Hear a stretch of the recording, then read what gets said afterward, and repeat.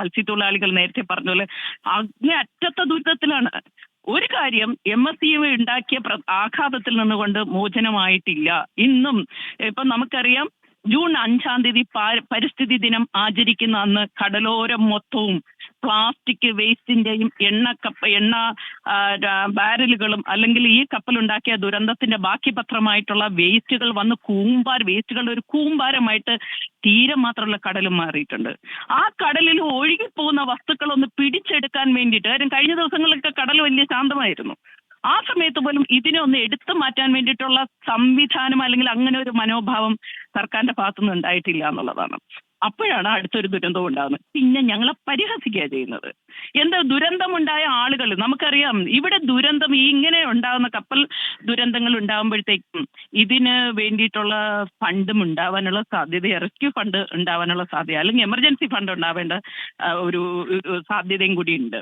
അപ്പം emergency fund എത്രയുണ്ട്, എങ്ങനെയാണ് ആളുകൾക്ക് കൊടുക്കുന്നത്, ആദ്യത്തെ വിക്ടിംസ് എന്നുള്ള രീതിയിൽ മത്സ്യത്തൊഴിലാളി സമൂഹത്തിന് ഇതെങ്ങനെ കൊടുക്കും എന്നതിനെ സംബന്ധിച്ച് യാതൊരുവിധ അറിയിപ്പും കൃത്യമായ വിവരവും ഇല്ല. രണ്ടാമത് നമുക്കറിയാലോ, എല്ലാവരും പറയും ഒരു വിഴിഞ്ഞം പോർട്ടിൽ വന്നു പോകുന്ന ഒരു കപ്പലിന്റെ എന്തൊക്കെ വസ്തുക്കളാണ് ആ കണ്ടെയ്നറിൽ ഉണ്ടായിരുന്നതിനെ സംബന്ധിച്ചുകൊണ്ട് ഇവിടെ മാധ്യമങ്ങളും മനുഷ്യരും മത്സ്യത്തൊഴിലാളികൾ സംഘടനകളും ഒക്കെ ഒരുപാട് സംസാരിച്ചതിന് ശേഷമാണ് ആ ലിസ്റ്റ് ഒന്ന് പ്രസിദ്ധീകരിച്ചത്. എന്താണ് ഇതിനകത്ത് നിഗൂഢതയ്ക്ക് ഇത്രമാത്രം രഹസ്യം സൂക്ഷിക്കാൻ സർക്കാരിന് എന്താണ് ഇത്രയും വലിയൊരു ബന്ധം ഈ കമ്പനിയുമായിട്ടുള്ളത്? മത്സ്യത്തൊഴിലാളികളുടെ സംരക്ഷണത്തെക്കാളും അല്ലെങ്കിൽ കടലിന്റെ സംരക്ഷണത്തെക്കാളും വലിയൊരു അഭേദ്യമായ ബന്ധം ഈ കമ്പനികളും സർക്കാരുമായിട്ടുണ്ട് എന്നുള്ളത് തെളിയിക്കപ്പെടണമെന്നുണ്ടെങ്കിൽ അത് കൃത്യമായ ഒരു അന്വേഷണത്തിലൂടെ മാത്രമേ നടക്കത്തുള്ളൂ. അത് വേണ്ട എന്നുള്ള ഒറ്റ വാക്കിൽ പറഞ്ഞിട്ട് മുഖ്യമന്ത്രി ആ ചാപ്റ്റർ അവിടെ ക്ലോസ് ചെയ്യുക ചെയ്തത്.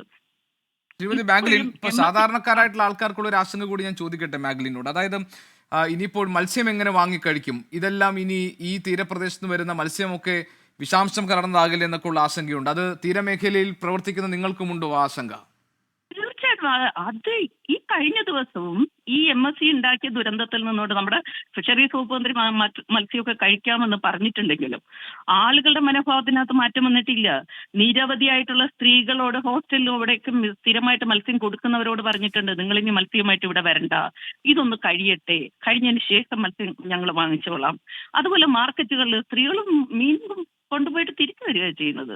പ്രത്യേകിച്ച് അറിയാലോ, തിരുവനന്തപുരത്ത് തീരദേശത്ത് ധാരാളം സ്ത്രീകള് മത്സ്യ വിപണനം ഒരു ഉപജീവനമാക്കിയിട്ടുള്ള ആളുകളാണ്. അവരുടെ കുടുംബങ്ങൾ വലിയ പട്ടിണിയിലാണ്. School opening time കൂടെയാണത്.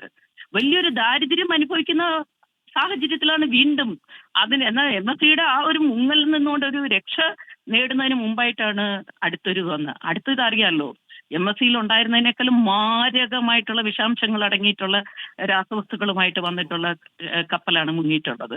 19 കണ്ടെയ്നറുകളിലാണ് അതീവ സുരക്ഷ ഉണ്ടാവേണ്ട രാസവസ്തുക്കളുള്ളത്. അത് നമുക്കറിയാം, വെള്ളത്തിൽ വീണാല് തീ പിടിക്കുന്നതുണ്ട്, വായുവുമായിട്ട് കയറിനാല് തീ പിടിക്കുന്നുണ്ട്. അത് മാത്രം ഓക്സിജനിൽ നമ്മൾ ശ്വസിച്ചാല് മരണം വരെ സംഭവിക്കാൻ പറ്റുന്ന അത്രയും മാരകമായ മാലിന്യ കൂമ്പാരമുള്ള ഒരു ഷിപ്പാണ് ഇവിടെ കൊണ്ടുവന്ന് തീ പിടിപ്പിച്ചിട്ടുള്ളത്. അപ്പൊ അതുകൊണ്ട് ഞങ്ങൾ വളരെ ആശങ്കയിലാണ്. കാര്യം തീരദേശത്ത് ഞങ്ങൾക്ക് ഇനി എങ്ങനെ ജീവിക്കാൻ പറ്റും? ഈ ദുരന്തം ഇനി ആവർത്തിക്കപ്പെടില്ല എന്നുള്ളത് നമുക്ക് വിശ്വസിക്കാൻ പറ്റുമോ? എന്താണ് ഇതുപോലുള്ള അപകടങ്ങൾ വരുമ്പോൾ അപകടത്തെ ലഘൂകരിക്കാൻ എന്ത് സംവിധാനമാണ് സർക്കാരിന്റെയും കമ്പനിയുടെയും പോർട്ട് അധികൃതരുടെയും ഭാഗത്തു നിന്നുണ്ടാവുന്നത്? ഞങ്ങൾ വളരെ ആശങ്കയിലാണ്. അതിനൊപ്പമാണ് ഞങ്ങൾ കളിയാക്കുന്നത് പോലെയാണ് മുഖ്യമന്ത്രി ഞങ്ങൾക്ക് പ്രഖ്യാപിച്ചിട്ടുള്ള ദുരിതാശ്വാസം. എന്താ 1000 രൂപ 6 കിലോ വരിയും. രാജ്യത്തിന്റെ ഭടന്മാരെന്ന് കൊട്ടിഘോഷിച്ച മുഖ്യമന്ത്രിയാണ് ഞങ്ങളെക്കുറിച്ച്. അപകടം വരുമ്പോൾ, മറ്റുള്ള എവിടെയെങ്കിലും അപകടം വരുമ്പോൾ ഞങ്ങളുടെ തൊഴിലും എല്ലാം മറന്നുകൊണ്ട് ഓടിപ്പോയി രക്ഷകരായിട്ടുള്ള മനുഷ്യരാണ് ഞങ്ങളെ ഇതിൽ പരം അപഹസിക്കാൻ വേറെ വാക്കില്ല എന്നാണ് എനിക്ക് പറയാനുള്ളത്. വളരെ മോശമാണ് സർക്കാർ മത്സ്യത്തൊഴിലാളികളെ ട്രീറ്റ് ചെയ്യുന്നത്. പരിഹസിക്കുകയാണ്.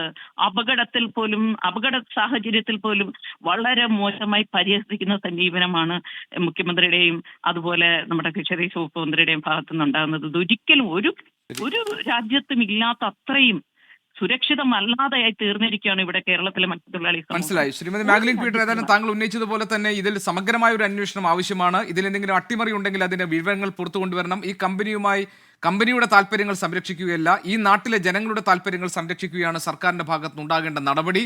അതുണ്ടാകുമെന്ന് നമുക്ക് പ്രതീക്ഷിക്കാം. ശ്രീമതി മാഗ്ലിൻ പീറ്റർ, വളരെയധികം നന്ദി താങ്കൾ ഈ വിഷയത്തിൽ പ്രതികരിക്കാൻ